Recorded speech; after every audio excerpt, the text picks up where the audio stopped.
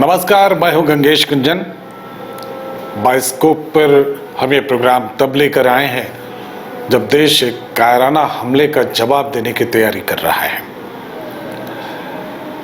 22 अप्रैल को एक कायराना हमला होता है पर्यटकों पर कश्मीर में, और उसके बाद से देश इस मूड में है कि इस हमले का बदला कैसे लिया जाए।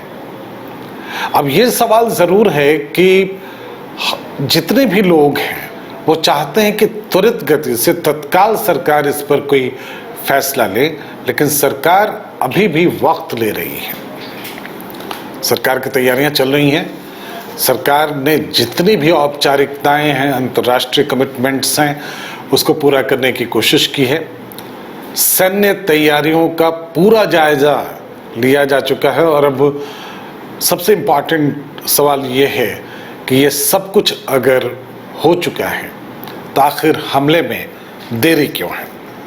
हम हमले की बात इतनी प्रतिबद्धता के साथ इसलिए कह रहे हैं क्योंकि प्रधानमंत्री ने खुद 2-3 अवसरों पर कह दिया है कि किसी भी हालत में जो दोषी हैं उनको बख्शा नहीं जाएगा, उनको दंडित किया जाएगा, चाहे वो ज़मीन के किसी भी कोने पर क्यों ना हो।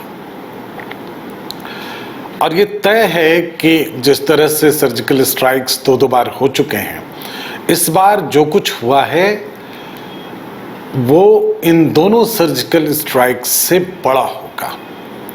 इसकी शुरुआत भी हो चुकी। सिंधु जल समझौता जो है उसे खारिज कर दिया गया, पाकिस्तानियों को वापस भेज दिया गया, और इस तरह की तमाम घोषणाएं हुई और आपने देखी होंगी, वो खबरों में खूब चल रहा है। लेकिन हम सब का अभी जो तत्काल सवाल जो उठता है वो ये है कि आखिर अब हमले में देरी क्यों है।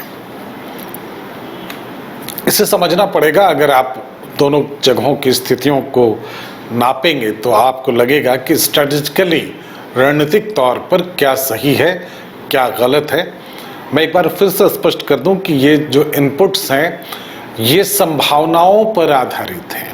हम जो आपको बता रहे हैं ये संभावनाओं पर आधारित हैं। हम इस बात का कोई दावा नहीं करते कि सरकार की किसी भी गुप्त रणनीति का हमें कोई इल्म है, उसकी कोई जानकारी हमें है।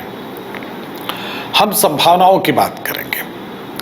जो ताज़ा खबर पाकिस्तान से है वो ये है कि सेना में बगावत की सी स्थिति बन गई है। मुनीर को लेकर लोग नाखुश हैं। उनके बयान, जो पाकिस्तान के सेना अध्यक्ष का बयान था, वो निश्चित रूप से ऐसा था जिससे कि आहट मिली, जिसमें ये दिखा, जिससे ये पता चलता है कि पाकिस्तान इस साजिश में कहीं ना कहीं शामिल था। 4500 करीब सैनिकों ने और 250 ऑफिसर्स ने अभी तक पाकिस्तान में रिजाइन कर दिया है, और वो इस डर से हो सकता है क्योंकि उनको मालूम है कि जब युद्ध होगा तो उन्हें बचाना बहुत मुश्किल होगा। सामरिक सामर्थ्य के दृष्टि से देखें तो दोनों देशों में बहुत का अंतर है। नेवी तो एकदम पूरी तरह से भारत के पक्ष में है। वायुसेना भारत, राफेल के आने के बाद बहुत हद तक भारत के पक्ष में है। जो सैनिक हैं, मिलिट्री हैं, वो भारत के पक्ष में है। तो ऐसे में स्वाभाविक है एक भय का वातावरण पाकिस्तान के सैनिकों में है। उनको मालूम है कि जब हमला होगा तो उनको बचाना बहुत मुश्किल होगा। अब एक सवाल जरूर है कि क्या इस परिस्थिति में पाकिस्तान कन्वेंशनल युद्ध की तरफ जा सकता है, क्या सोच भी सकता है कि वो उस तरह से लड़ाई लड़े जैसे कि आमतौर पर लड़ाइयाँ लड़ी जाती हैं। क्योंकि वो स्ट्रेंथ में कहीं टिकता नहीं है, इसलिए वो हर बार परमाणु हमले की धमकी देता है, चेतावनी देता है। अब उस धमकी की भी हवा निकलती है, इसलिए कि परमाणु बम दोनों देशों के पास है, लेकिन क्षेत्रफल दोनों का एक समान नहीं है। तो अगर पाकिस्तान परमाणु बम का इस्तेमाल करेगा तो अगले ही पल वो मिट जाएगा, समाप्त हो जाएगा, खत्म हो जाएगा। अगर वो गलती से भी ये ऑप्शन ऑप्ट करता है तो उसके पास रास्ता क्या बचा है? आप देखेंगे कि वहाँ के सीनेट में जो भी बातचीत हुई उसमें सिर्फ एक भय है, एक डर है। उसे जो उम्मीद थी कि जो और भी कंट्रीज उसके फेवर में आ सकते हैं, अब वहाँ के विशेषज्ञ कह रहे हैं कि आपके फेवर में दूसरी कंट्रीज क्यों नहीं आ रही हैं, दूसरे देश क्यों नहीं आते। भारत के फेवर में सारे लोग आ चुके हैं, सारे जो बड़ी शक्तियाँ हैं वो हैं, रूस है, अमेरिका है, जापान है, सारे देश अब इसके फेवर में है, भारत के फेवर में है। तो पाकिस्तान के फेवर में क्या है? एक छिपा छिपाया हुआ सा समर्थन जो कि चीन से प्राप्त हुआ है। अब बड़ा सवाल यह है कि अगर परिस्थितियां यही हैं तो भारत के लिए हमला करने में क्या परेशानी है, देरी कहाँ है? जो अंदरूनी हालात हैं पाकिस्तान के, भारत के लिए फेवरेबल कब होंगे वो? अगर भारत बाहर से हमला करेगा, भारत का हमला अगर पाकिस्तान पे होता है तो वहाँ का जो टूटा फूटा स्ट्रक्चर बचा है उस देश का, उसमें कुछ एकजुटता की बात हो भी सकती है। तो भारत के लिए ज़्यादा अच्छा ये है कि वो बलोचों की लड़ाई हो, वो खैबर पख्तूनख्वा की बात हो, सिंध की बात हो, पीओके की बात हो, इन सभी जगहों पर खुद ब खुद लड़ाई छिड़ जाए, लोग वहाँ के बगावत करते हैं। भारत के पक्ष में शायद सबसे सही परिस्थितियाँ वही पैदा करेंगे। अगर ये अंदरूनी लड़ाई छिड़ती है तो भारत के लिए जीत बहुत आसान हो जाएगी। वैसे भी जीत बहुत आसान होगी, लेकिन अगर ये होता है तो ये और भी आसान हो जाएगा। आप देखेंगे जब 71 में बांग्लादेश अलग हुआ, उसके पहले भी वो परिस्थितियां बनी थी कि अंदरूनी लड़ाई शुरू हो गई थी, फिर भारत ने उसमें जाकर एक फिनिशिंग अपने तरह से दे दी और पाकिस्तान को दो भाग में बांट दिया। अब ये मौका है और इस पर कई बार बात हो चुकी है। अब इसको लेकर कई बार बात हो चुकी, इस बार पाकिस्तान कई टुकड़ों में बांट दिया जाएगा। और ये बात किसी और ने नहीं, NSA डोवाल ने कही थी। आप देख सकते हैं कि हाल के दिनों में बलोच का कितने आक्रामक रहे हैं वो, उधर TTP ने क्या कर रखा है, सिंध की हालत क्या है। तो अंदरूनी कलह से ऑलरेडी जूझ रहा है पाकिस्तान।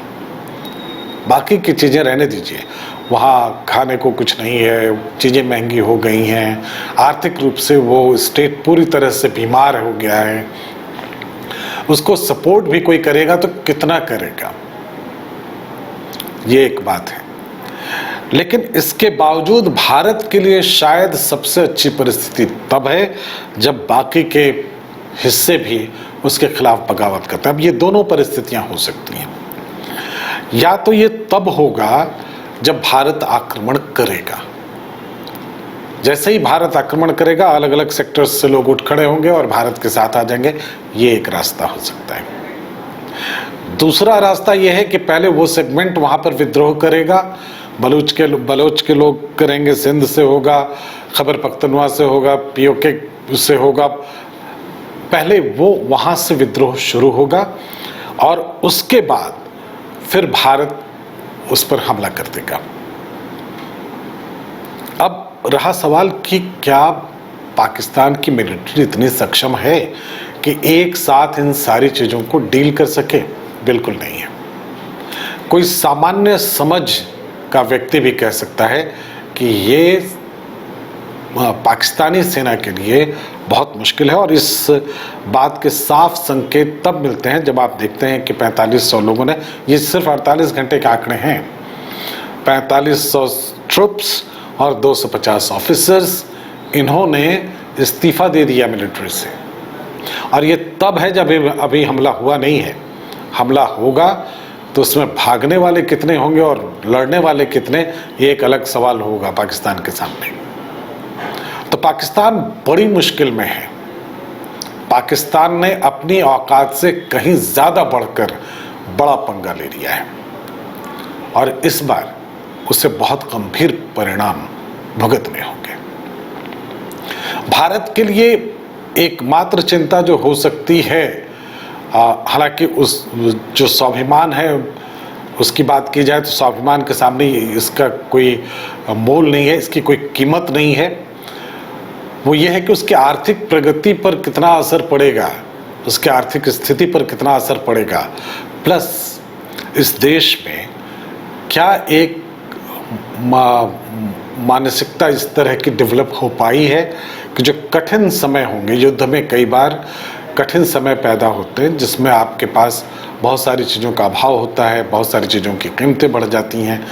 तो क्या उन परिस्थितियों के लिए भारत के लोग तैयार हैं? भारत के लिए चिंता सिर्फ इतनी है, लेकिन जो आक्रोश का माहौल है पूरे देश में, वो किसी भी कीमत पर पाकिस्तान को जवाब देना चाहते हैं। और यही भारत सरकार की सबसे बड़ी ताकत है। आज की स्थिति ये है कि अगर यहां आम आदमी को छोड़ दिया जाए तो वो सीमा पर घुसकर मारने को तैयार बैठे हैं। हालांकि उसकी नौबत नहीं आएगी। भारतीय सेना सक्षम है, भारत सरकार ठीक से डील कर रही है। आप और हम सिर्फ कयास लगा सकते हैं, आप और हम सिर्फ विवेचना कर सकते हैं प्रधानमंत्री अभी कौन है, इससे फर्क नहीं पड़ता। लड़ाई भारत और पाकिस्तान के बीच है, बस इतना याद रखिए। फिलहाल आज इतना ही, हम अपडेट देते रहेंगे, हम आपसे बातचीत करते रहेंगे। आज इतना ही, इजाजत दें, नमस्कार।